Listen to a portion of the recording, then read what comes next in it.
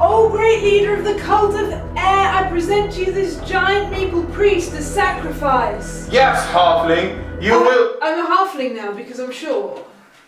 Elaine, you're ruining the scene, it's fine. Oh, yeah, sorry.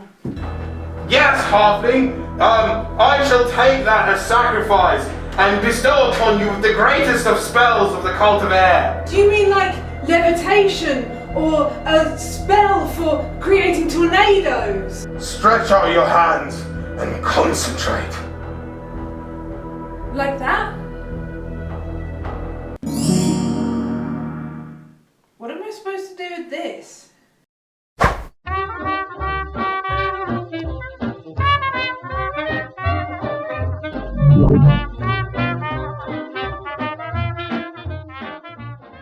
It's hard to talk about Terra Mystica without ignoring all the buzz that surrounds it. It first appeared in Essen 2012, where it just erupted like an enormous volcano and put it on the map of many board game reviewers and aficionados. So if you're thinking of getting into Terra Mystica, you're either, blindly stumbling into this wonderful and beautiful thing that is completely overwhelming, or you're very much aware of it and just, you're trying to figure out whether all the hype kind of lives up to it. Either way, let us help you dispel some of that mystica and decide for yourself. At its heart, Terra Mystica is a game about taking the shovel into your hands and making your land your own. The first thing you probably heard about it is that it's an incredibly complicated game, which we just don't think is true. See this? This is a German rulebook, and that's because we had to get the German copy of the game. So are you saying that you can take the German language rulebook, read it, and you'll be completely fine? No, that's not what I'm trying to say. You see, the game is language independent, and by the time we got around to getting Terra Mystica, it was so popular and so much in demand, the English version was out of print. So the foreign language option was all that was left. I don't think you can really call it a foreign language option though, because Terra Mystica was German to begin with. The thing is, it really doesn't matter whether it's called a Vaughan house or a dwelling, because it's not what the things are called, it's what they do. And the game board tells you exactly what everything does. Terra Mystica is not the first game to have its own internal language, but I think it really gets it down to a fine art. Okay, so there are some complexities and intricacies with the mechanics, but it really relays the rules very well using symbols and arrows and other things. It just works. Most of that internal language appears on these player boards, and if you think they look a little bit the same, then there's some truth in it. I mean, they all have like power balls and trading posts and sanctuaries and dwellings and spades, but they all correspond to different rays. And they're double-sided. And that's where the game starts to seem strangely thematic. And I say strangely because Terra Mystica doesn't look like a game that has a lot of theme. You're all playing as different races on a small island, all trying to carve out your own bit of the map. Usually with a shovel and ideas of grandeur.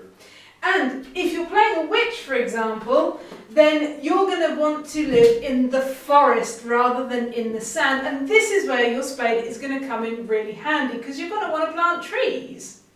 Now, if that doesn't sound like much of a theme, that's not where the theme comes from. Every faction has different special powers as well.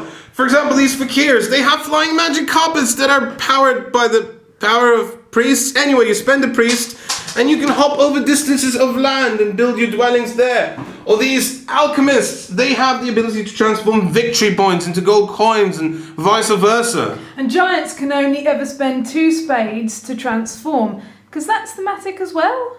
Anyway, these abilities make you feel like you're actually a representative of that race, because mechanically they're so different. They set you on a different path to achieve your goals. Let us give you a clearer idea of what this sprawling pile of wood and cardboard is all about. Each game consists of 6 rounds, and at the beginning of a game you'll randomly assign these scoring tiles to each round. Each one gives you victory points for doing something different, for example, spading, or building a dwelling, or founding a town. So most of the game, you're trying to get an internal engine going on your player board. But at the same time, you're trying to focus on what you can do to get victory points. Oftentimes, these two will clash and you'll have to make a decision on what the better option is. Do you forgo the advancement of your civilization and focus on the here and now? Or do you ignore victory points at the beginning and try and create this unstoppable monster that's just going to gobble up everything in its path at the latter stages of the game? But that's not it. You score points for so many different things in the game. For example, for having the largest area at the end, you're getting 18 points. And you can't just ignore it, because if you don't have the largest area, someone else does, and they're taking those precious points away from you. And the same is true for the cult track, where you're trying to gain favour with the 4 different cults belonging to different elements.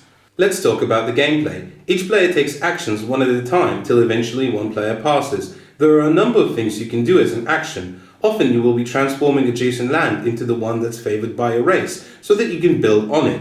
Each player's board shows you the transformation steps you need to take, so if you're a nomad, it's harder to transform forest into sand than it is mud.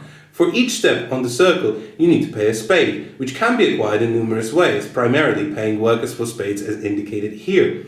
Once you've transformed your land, you can finally build a dwelling on it. That costs resources. You can also upgrade your dwelling into trading posts, which in turn can be upgraded to strongholds or temples, and then sanctuaries.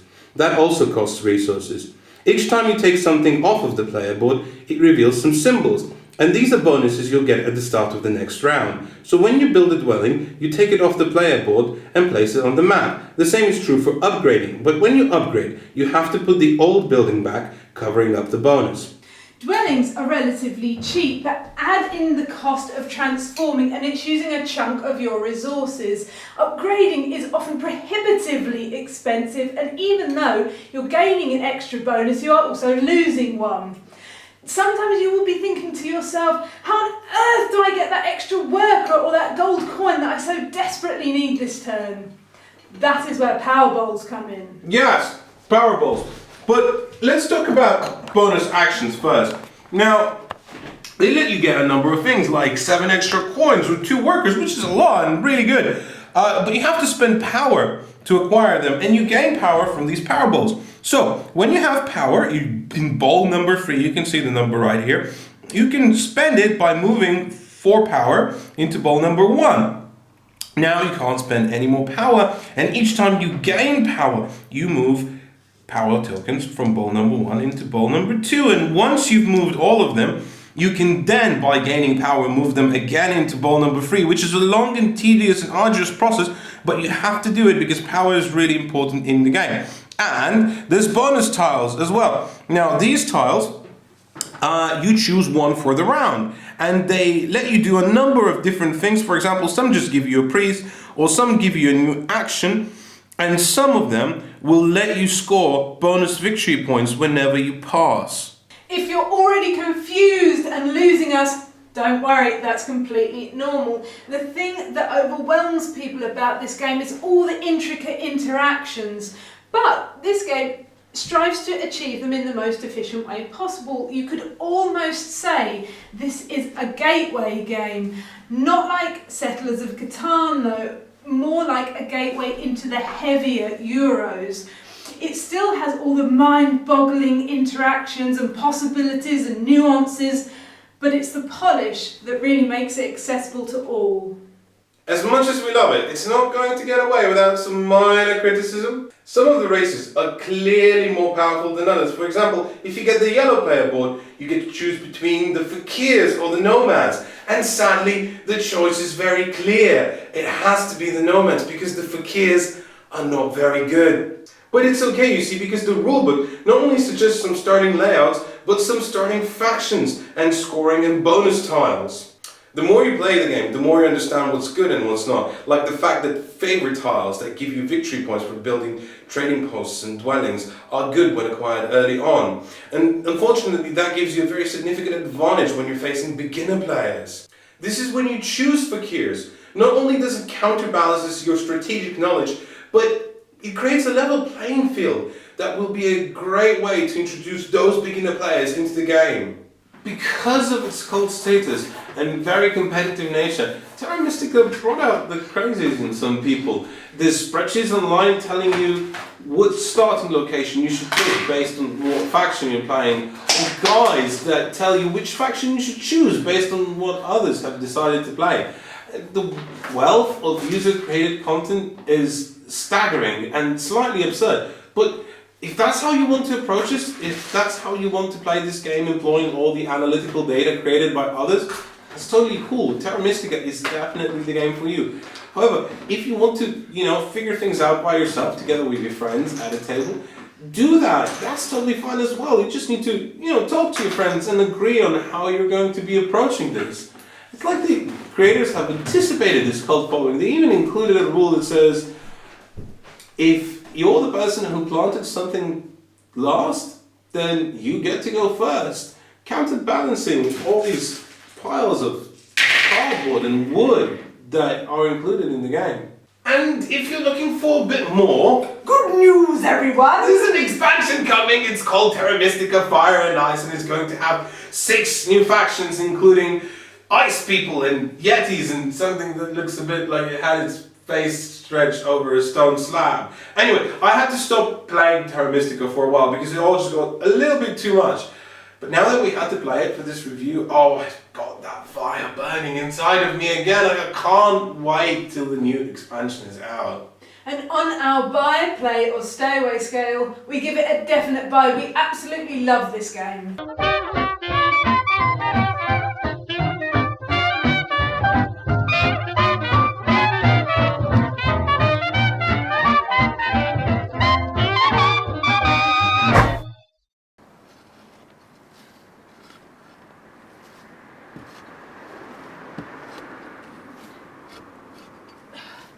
I've had enough of this.